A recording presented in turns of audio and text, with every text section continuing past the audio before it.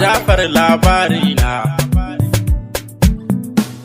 Farko dai Allah na masanin dukkanin labari na gama haddata allo na sai wankewa.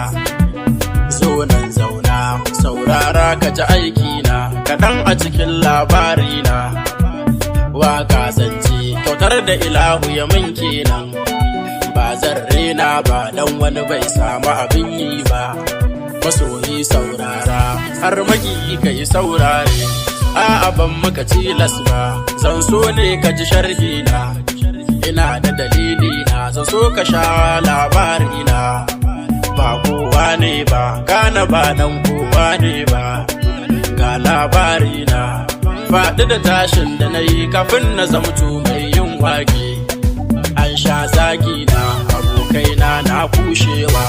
Umma ta sha duka na, abba ne bai kushe ba, bai nunan baya so ba. Shiru ma magana ce da gar na zan mai ganewa. Wani sa'in sai in keɓance, in rero zance, waƙar soyayya ce. Wani sa'in ba kasida ce, in ta yaban Mahabubullah. Da hakan na zamo mai waka har ai saurare. Ga labari na, ina da masoya tun ma ban iya aikin ba. Masu yabo guna ba sa so su ji aibi na. Karshen labarin ma umma ta so aiki na. Guna ta yi yabawa kuma ta sa albarkarta.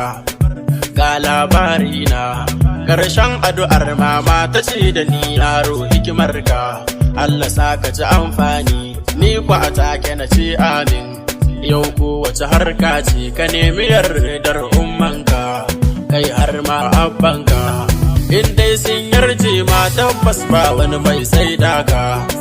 Ga labari na.